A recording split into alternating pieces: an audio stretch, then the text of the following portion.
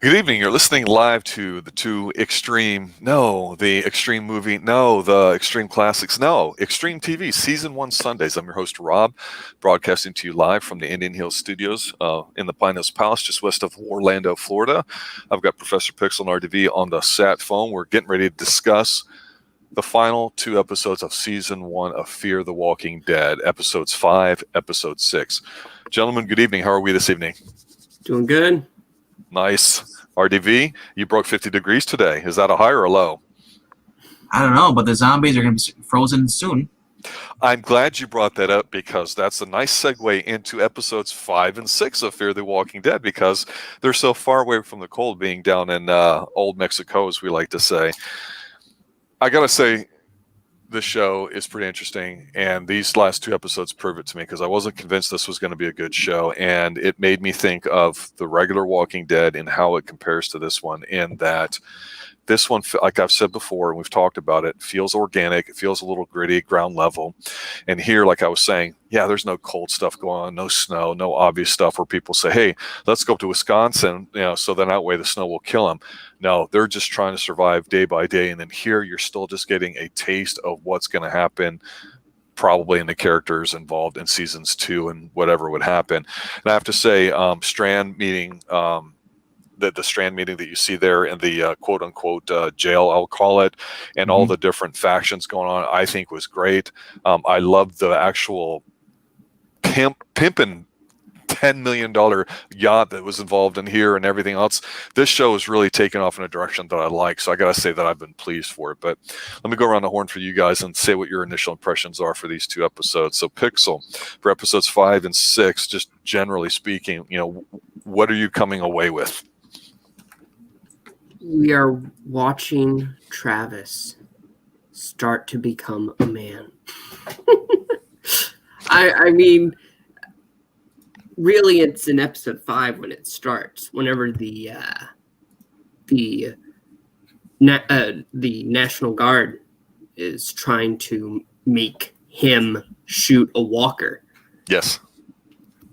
And ultimately, he doesn't do it, right? Right. It fits with who he is, it seems so far. It's been consistent, his behavior through his actions that we see, his values. But then we come to episode 6 where there will be a point where he has to step up and actually take it into his own hands and finish the situation.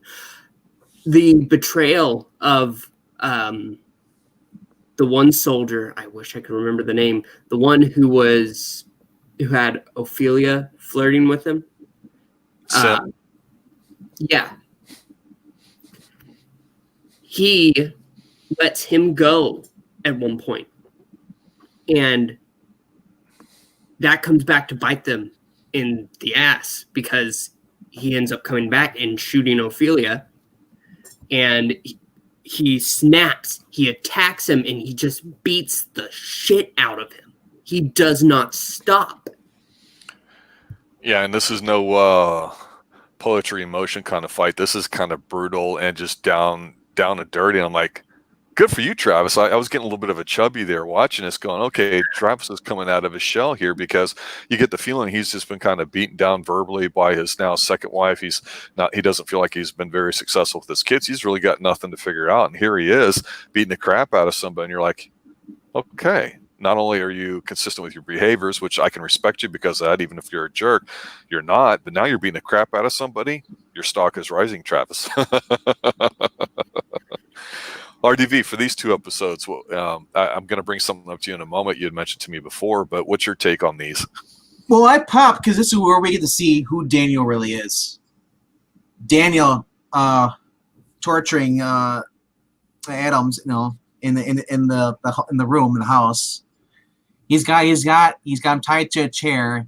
He's got his barber tools out. And he's talking about the old-fashioned straight razor. Yeah, dude. And he's cutting into him. He's like, "I'm gonna peel a layer of skin after you until you tell me he's everything, And I'm gonna keep doing it, It's like and I'm not gonna let you pass out." And Daniel's kind of getting a chubby himself doing this because he enjoys it. and we find out that how he's able to do this because when he was in another country before they fled, he did this for a living. He was the best torturer they had for the army. Yeah. So this was So then by doing this, I feel it's kind of pissed off because Madison kept this from her. Because right now everyone pretty much is gone. They're at their place being held captive or whatever, and so they're torturing him for information. He admits to how they locked all these people, over 2,000 people in an arena after people can't turn and trap each other. It's basically that's only episode 5. But I'm just popped that. Yeah, and I know I said before about Travis, how he's not really a man's man. He's so. I think a lot of people, they're still waiting to be rescued, and because it does not pop in their head. This is the end of the world. Everything's over. So. And this is also, it's similar to what happened actually in the Walking Dead books. They were like, well, we should just wait here. I'm like, well, the military's coming. I'm like, and they're like at the point where you're gonna realize, you know what? That's stupid. You see, because it's been 6-7 months, and people are still in that mindset, like, oh yeah, we're gonna be saved. As far as we know, this little unit here, that's all there is. There isn't there anybody else. If there is anybody else, they're criminals or zombies. Yeah. Here's the thing about that entire torture scene, though. It proves to be necessary. The thought of it, the pain, it's enough to make your stomach churn. Ugh. But it was necessary because he wouldn't give the real information whenever he was tied up. He had to keep. Daniel had to keep on with it because otherwise they wouldn't have gotten the information at the end of the towards the end of the episode, which is we know what the National Guard is planning, and that's to kill us all. Yeah, and he said Daniel realized, hey, what the world's over. What rules we had, for keeping us humane and stuff, those don't apply anymore. Well, that's why with the Dr. Exner in there, when they came and they took his wife out there in the cover of night, as they say, I thought, okay, she's evil, she's part of the military, and then of course the military head there was a complete jerk off, hitting golf balls and all that, and I thought he was actually a good character in that he really portrayed it.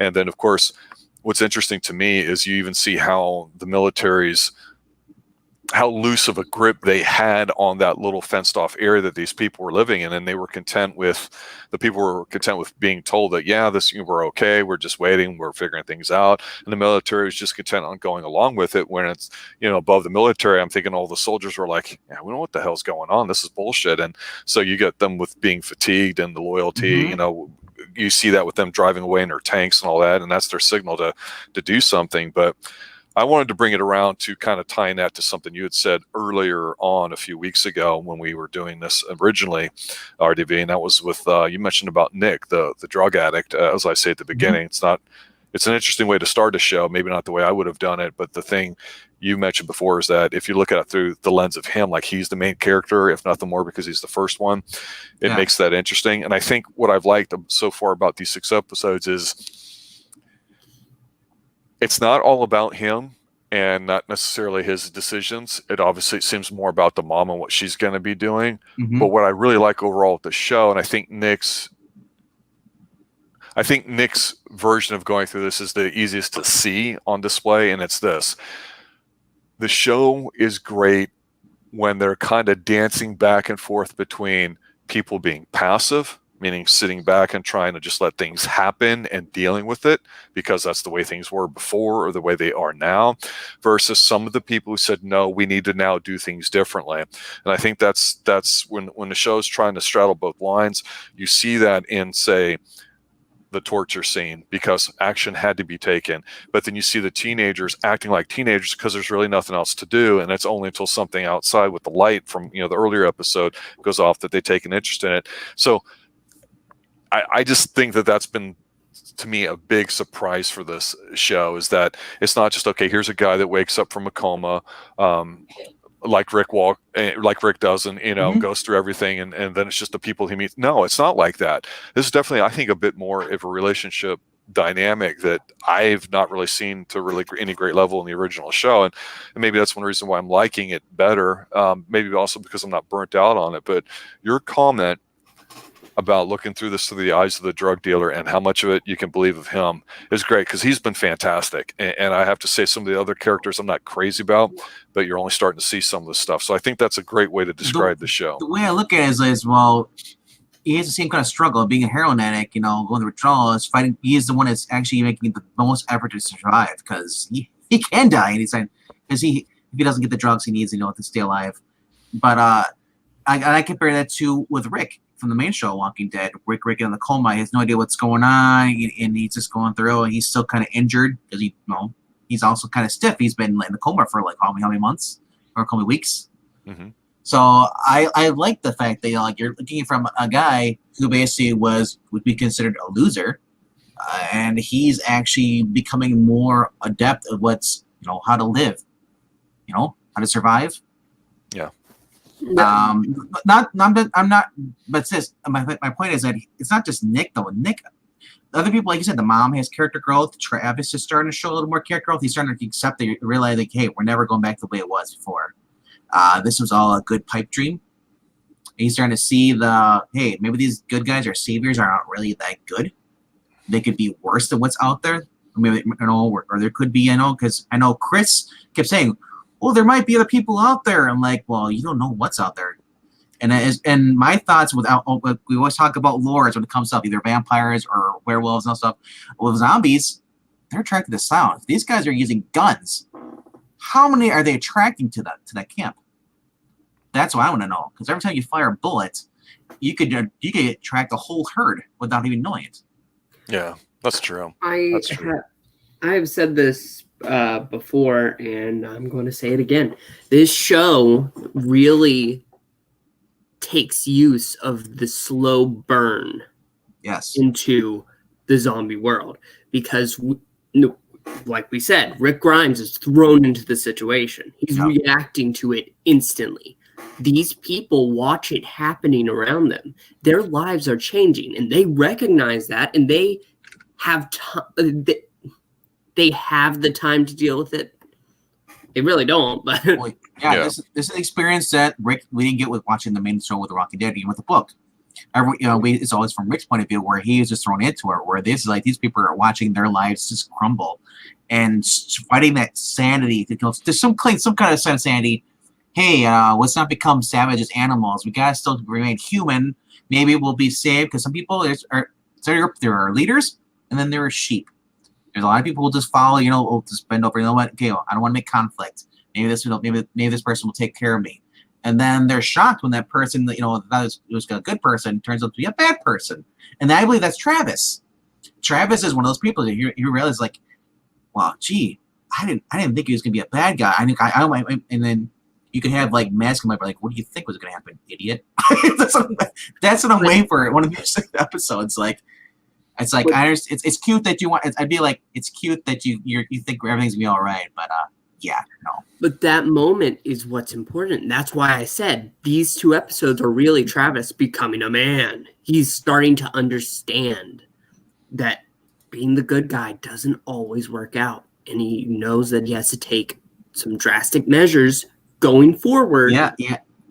Because of this, and he's learned his lesson. It's a test of morality. Do you give in, become a savage like everybody else, or do you cling to your humanity and risk yourself getting killed and others being killed because of your stupid decisions?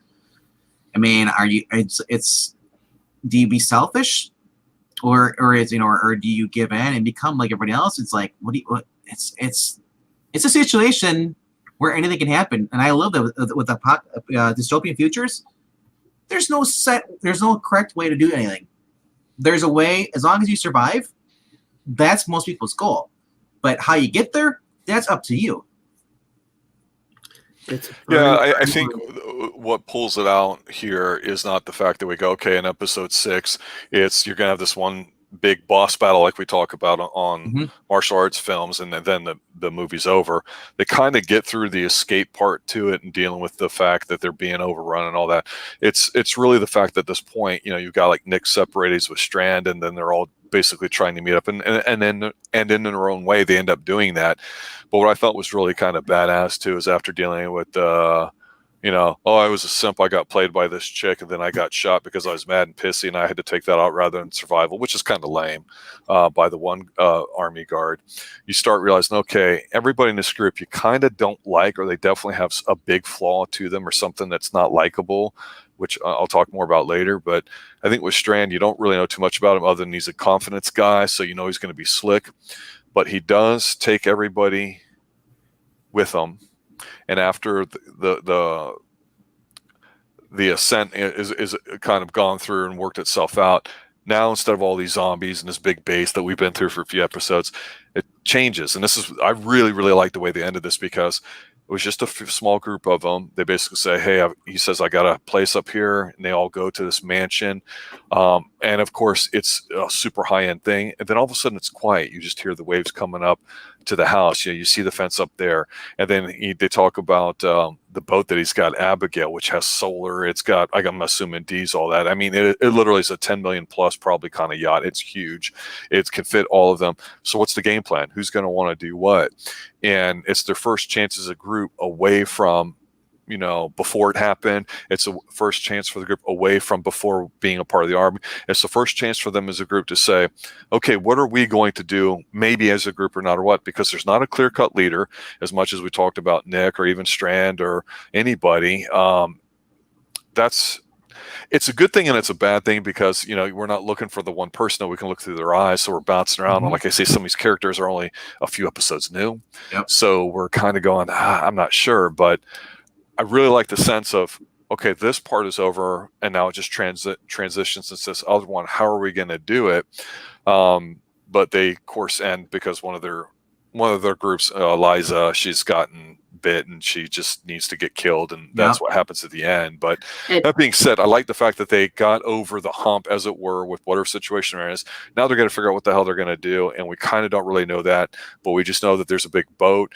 Maybe it's the guy in me, the sailor part, says, okay, this, you could literally physically take this anywhere, and I think that that's really cool. So what do you think? Well, I was going to say that how the next episode, the last episode, episode 6, what Daniel does, and with all those people locked in the arena.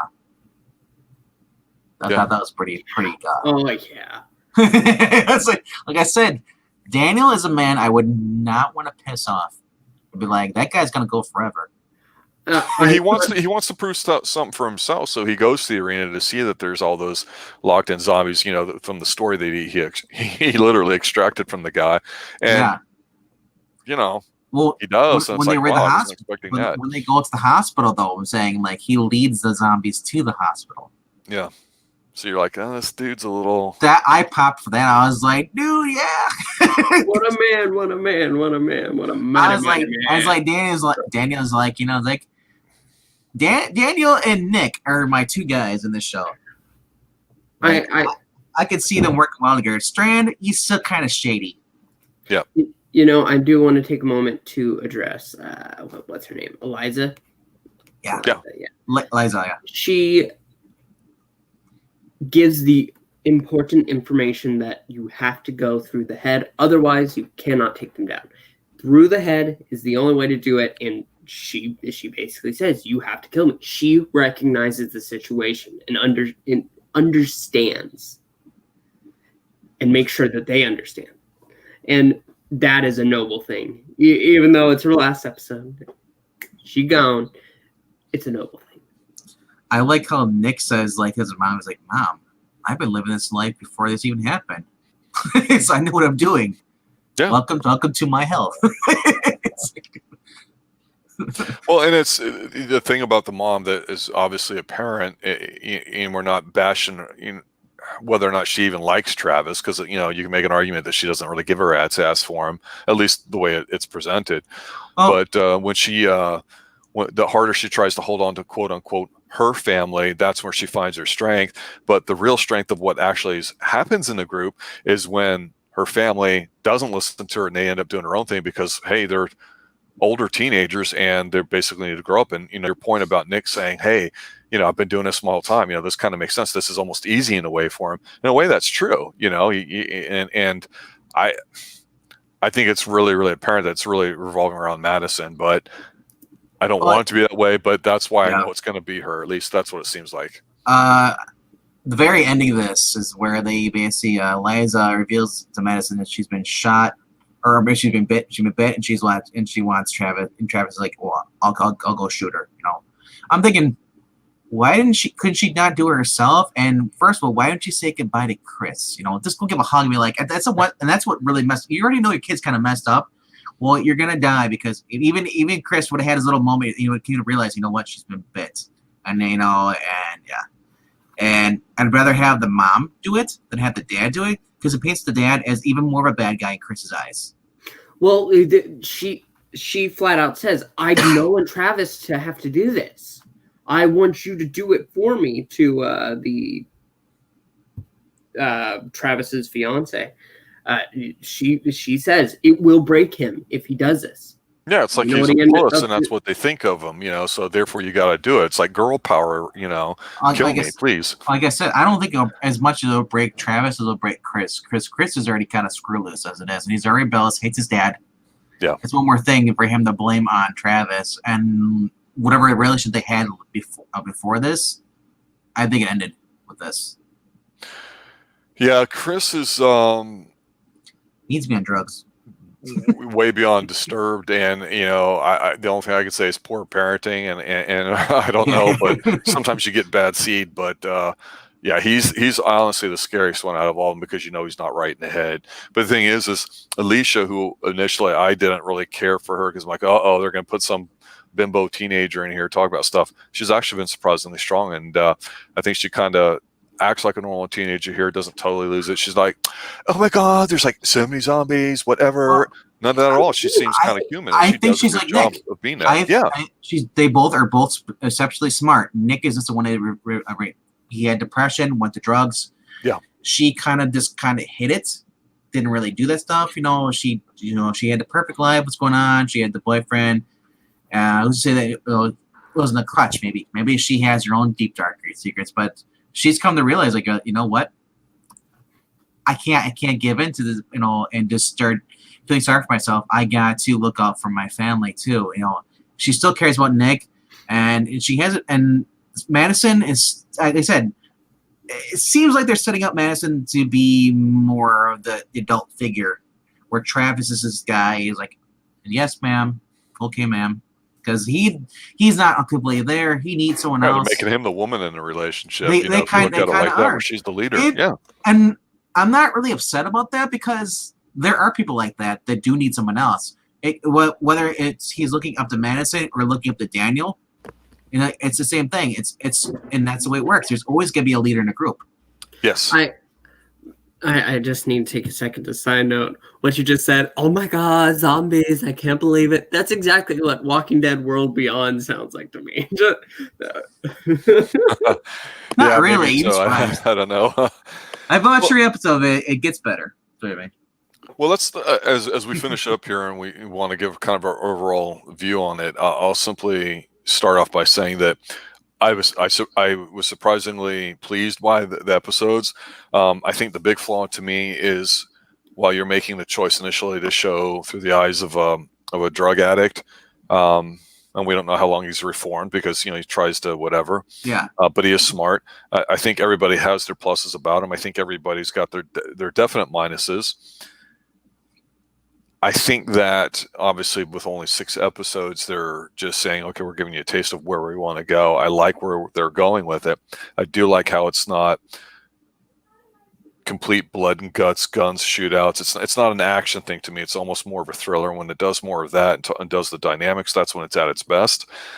And I do think that they do a good job of revealing secrets. They haven't done too many flashbacks at this point. Unfortunately, it feels like that's a way that they're going to go. I don't think it's that great. But I think the biggest flaw and what makes it tough for me, because it sounds like I'm on both sides of the fence here, is this. It's we don't have somebody to root for. We don't have a hero. We don't have the one person that we can go around. Now, we may identify with some or like some of their arcs, but overall, we're not going, okay, this one's the good guy, this one's the bad guy. It's not made easy. And I know it's hip to sit there and say, well, there's no such thing as good and evil. There's only shades of gray. When we dance with it, we're hip and we're new and we're progressive and all this other kind of nonsense. Whenever the show tries to do that, it fails. And I will say that, I had mentioned before, when, I think it was in episode maybe 1 or 2, when we find out Madison being a counselor, she's counseling a disturbed individual kid at school who brings a knife, but then you find out, oh, that's just a swerve because he actually knows what the hell's going on. He's like conspiracy theory fat boy. But when they had their little conversation, when they met up again, once things started breaking out, I thought, wow, this is an interesting kind of character. I hope they keep him around or we see him. And then he's gone, and it's like, okay, I guess. But that's what these kind of shows do. So I think it's kind of hard to, a show like this, be committed to stuff. And at least with The Walking Dead, it really revolved around Rick and who we met, and we see everything through his eyes. And we can bash Rick for stuff that the writers did after the first season and how things went. But for a good season or maybe 2, it was interesting to watch through Rick's eyes what happened to him, even if he, like you said, RD, he found himself in situations and how did he get out of it. That's cool. But watching a group try to figure shit out like this, I appreciate the fact that it's a different approach, and it's also very watchable to me. So I can definitely say that. But overall, I think it's worth a watch. Even if you don't watch the first show, the original one, The Walking Dead, it's different. I think they've both good the first season. So I'm a little surprised. I thought this would actually be watered down and crap, and it wasn't. So I'm glad we've covered it. What do you have to say? They really jam-packed these 6 episodes. It's amazing to me that these are just 6 episodes, honestly. So much happens. And like you said, none of it's watered down. They didn't give it time to water down, which is honestly good. And I agree with you wholeheartedly. People should give this first season a chance. I was pleasantly surprised because I was just expecting it to be a pointless spinoff to milk a series, but it wasn't. It was its own thing, and I am really glad that I listened to Venkman. Yeah, he's 2 for 2 now. So we'll close with you, Venkman. What are your final thoughts on Fear the Walking Dead Season 1 overall? If you've never watched the show or even watched the actual Walking Dead, watch this first because eventually it does a bridge over to with the events in the Walking Dead. But I would say try to watch both. I mean, like, hey, watch this one, watch an episode of that one, because eventually they do cross over, and that's the way everyone else is watching on TV. But for Fear the Walking Dead, though, great show. 6 episodes. Like I said, Pixel said, it's not watered down. You're getting what you expect from a zombie show. It's psychological too, because they want you to identify with Nick, but then they're like, well, here's Daniel. Okay, like we're trying to decide, okay, who do I like? Obviously, there's characters they don't want you to like, want you to obviously hate. Like Chris gets a little annoying, but overall, the show, it's actually really good for being a prequel to The Walking Dead. At first I was skeptical. I was like, really? They're doing a spinoff to him? Whenever they do spinoffs, it sucks. And this was actually pretty dang good. So, yeah, my final thoughts is watch this show. And even it's only 6 episodes for the first season, man. It's not. It's like, I don't want to watch this. It's like, dude, they actually go by really fast. They're not really a slow burn to me. As far as slow burns when it comes to actual zombies, yes. Because the zombies don't come into the last part of the season. Then the following seasons, there's more like if you like The Walking Dead with all the zombies running around. What's great about this is that the zombies you can't kill the same way in The Walking Dead. So, because remember, zombies are more decayed in The Walking Dead. This is the beginning, so with a skull, your knife might break.